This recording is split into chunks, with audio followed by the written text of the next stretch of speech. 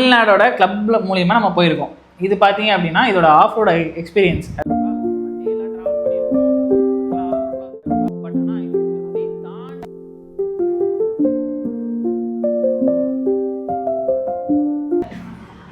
Hi friends, welcome to 4 destination life. இன்னைக்கு இந்த வீடியோவில் நம்ம என்ன பார்க்க போகிறோம் அப்படின்னா என்ன பார்க்க போகிறோம்?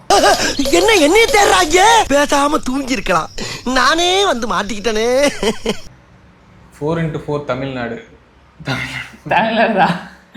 ஸோ தமிழ்நாடோட கிளப்ல மூலியமாக நம்ம போயிருக்கோம்.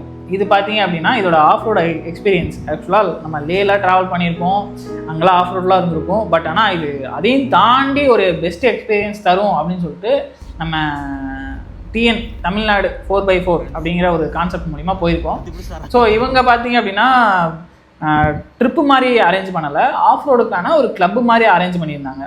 இதுக்கான ஹோட்டல்ஸு, அப்புறம் பார்த்தீங்க அப்படின்னா ஸ்டே, அப்புறம் பார்த்தீங்க அப்படின்னா நம்மளோட பெஸ்ட்டு ஆஃப் ரோடு எக்ஸ்பீரியன்ஸு டே 1 டே 2ன்னு 2 கேட்டகரியில் முடியும்.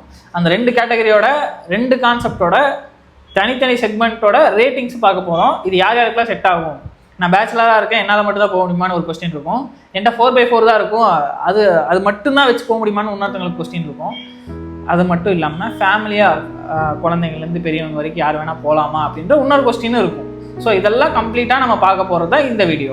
பட்னர், நம்ம இங்கேருந்து கிளம்பணும் இல்லையா? நம்ம ஆக்சுவலாக எங்கே போகணும்? ஃபஸ்ட்டு கேரளாவுக்கு போயிட்டோம் இல்லையா? கேரளா குமிலிக்கு போயிட்டு நம்ம வந்து என்ன பண்ணோம்னா, போனோடனே மதியானம் ரீச் ஆகிட்டோமா? மத்தியானம் ஒரு 2 மணிக்குள்ளே ரீச் ஆகிட்டோம். போகிறதுக்கு முன்னாடியே அங்கே சாப்பிட்டுட்டு போயிட்டோம். நாங்கள் அங்கே சாப்பிடல, அங்கேயே ரெடியாக இருந்தது. நாங்கள் அங்கே சாப்பிடாம ஹோட்டலில் வெளியே இந்த கான்வாய் மாதிரி போனோம். ஆக்சுவலாக யாருமே கான்வாய் பிளான் பண்ணவே இல்லை. அவங்க சொன்னாங்க முடிஞ்சால் ட்ரை பண்ணுங்கன்னு. ஆனால் தற்செயலாக அமைஞ்சது தான் அந்த கான்வாய். ஆமாம், ஒட்டஞ்சத்திலே வந்து ஒருத்தரை மீட் பண்ணி அங்கேருந்தே நாங்கள் கான்வாய் ஸ்டார்ட் பண்ணிட்டோம். அங்கேருந்து கேரளா வரைக்கும் வந்து 2-3 வண்டி ஆயிடுச்சு. ஆமாம், இல்லை ஆல்மோஸ்ட் 7 வண்டி இல்லையா? ஒரு 4x4ல ஒரு ஐலக்ஸு 4 தாருன்னு நினைக்கிறேன், 4 தாரு, ஒரு ஓல்டு மாடல் தாரு CRS நினைக்கிறேன் சம்திங். ஆமாம், அது ஒரு டியூன்லாம் பண்ணி வச்சு. ஆமாம், அது வேற லெவலில் இருந்ததுலாம். நம்ம எங்கள் தாருக்கு ஈக்குவலாக ஒன்று வந்துருந்துச்சு, அது வீடியோவில் போகிறோம். ஓல்டு தார் தான், ஆனால் பயங்கர அக்ரெசிவாக வந்துட்டு இருந்தது. நாங்கள் 110 போனால் அது 110 வருது, நாங்கள் 120 130 போனால் அது 120 130 வருது. கேட்டதுக்கு அப்புறம் தான் தெரிஞ்சது அது மாடிஃபைடு தார் அப்படின்னு. சரி, டாபிக் விட்டு ரொம்ப வெளியே போயிட்டோம், திருப்பி உள்ளே வந்துடுவோம். சரி, இப்போ ரீச் ஆகிட்டோம். அங்கே எப்படி பார்ட்னர் இருந்தது? ரீச் ஆனவுடனே நல்லா வழக்கம் போல் கேரளா காட்ஸ் ஓன் கண்ட்ரி, அது உங்களுக்கு தெரியும். நல்லா ஒரு ப்ளசண்ட்டாக போகிற வழியில் நிறைய மலைகள், அதெல்லாம் பார்க்குறக்கே ஒரு மாதிரி நல்லா இருந்துச்சு. அப்படியே நல்ல எக்ஸ்பீரியன்ஸு. அது போகிற வழியில் அப்படியே போயிட்டோம். மதியானம் போகிற வழியில் சாப்பிட்டு நல்லா லஞ்சு. அங்கே வழக்கம் போல் கேரளா பிரியாணி தெரியும் உங்களுக்கு, ஒரு மாதிரி தனித்தனியாக இருக்கும் எல்லாமே, அதெல்லாம் நல்லா இருந்துச்சு. நான் தெரியாம வெஜ் நூடுல்ஸ் ஆர்டர் பண்ணிட்டேன், போட்டு ஆயில போட்டு கிண்டி வச்சிருந்தாங்க, சாப்பிடவே முடியல. எனக்கு சென்டிமெண்ட்லி அகைன்ஸ்ட் வெஜிடேரியன், சாரி. சாப்பிட்டு அப்புறம் வறுவலையில் நைட்டு ஃபுல்லாக கடந்தது.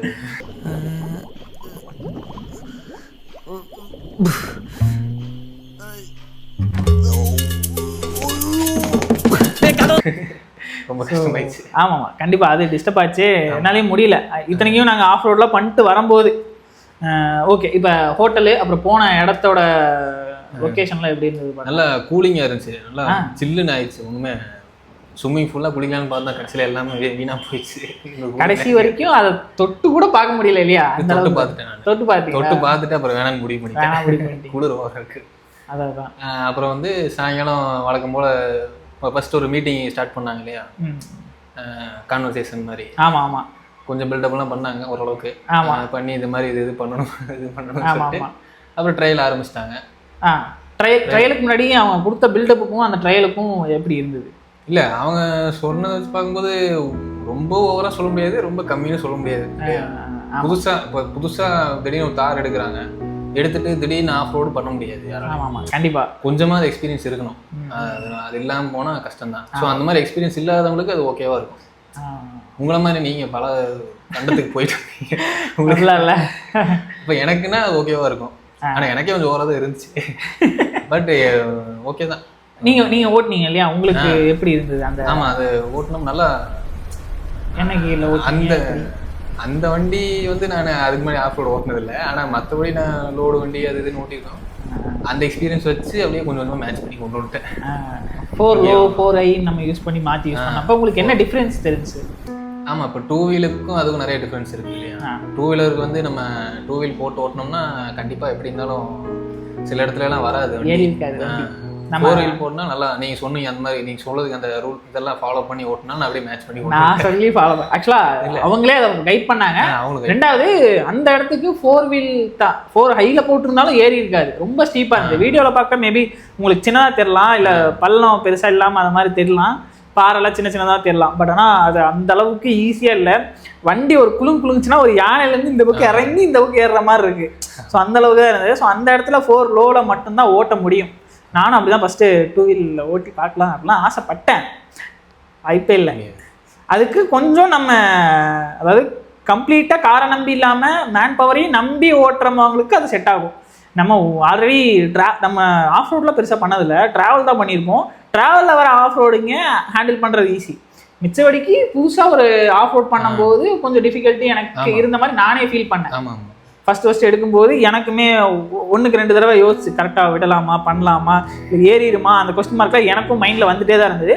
ஒரு செகண்ட் போனதுக்கப்புறம் ஓகே, ஏன் இன்க்ளூடிங் நீங்கள் ஓட்டும் போதுமே நீங்கள் அந்த ஒருத்தர் ஜெக்கானீங்க இல்லையா, ஓட்டிடுவாரா இல்லையா அந்த அந்த ஒரு பயம் இருந்தது. அதே மாதிரி நீங்கள் ரிட்டர்ன் வந்தீங்க இல்லையா, ரிட்டர்ன் ஹில்ஸில் இறங்கும்போது ஸ்பீடாக இறங்கு, அந்த டைம்லேயே எனக்கு அந்த ஜர்க் இருந்தது. ஏன்னா இதுக்கு முன்னாடி நீங்கள் ஓட்டி நான் பார்த்ததில்ல. அட் த சேம் டைமில் பின்னாடி உட்காரவங்க சைடில் உட்காரவங்களுக்குன்னு ஒரு பயம் இருக்குல்ல, அது எனக்கு உச்சக்கட்டத்துக்கு போயிருச்சு. ஓட்டுற உங்களுக்கு அந்த கண்ட்ரோல் கிடைக்குன்னு இருந்தாலும் எனக்கு அந்த ஒரு ஃபியர் இருந்தது. அது ஒரு இடத்துல என்ன ஆயிடுச்சுன்னா, ஹில்ஸில் இறங்கும்போது நான் ஹில்ஸில் பெருசாக கார் ஓட்டுனது இல்லை, கார் பெருசாக ஓட்டுனது இல்லை, ஹில்ஸ்லாம் சுத்தமாக இல்லை. அது தாருங்கும் போது அந்த வெயிட்டுக்கும் அதுக்கும் வந்து ஹில்ஸில் வந்து சும்மா நம்ம கீரை போட்டு விட்டாலே பிச்சுக்கிட்டு போகுது வண்டி. ஆமாம், சரி நான் அது கொஞ்சம் ஸ்பீடாக போனாலும் நான் ரொம்ப திடீர்னு ஏதாவது எமர்ஜென்சினா டக்குன்னு நிப்பாட்ட முடியாது. ஆமாம். ஸோ அதனால் சேஃப்டியாக போகிறது நல்லது. அப்புறம் சொன்னோன்னே நான் 45 ஸ்லோ பண்ணி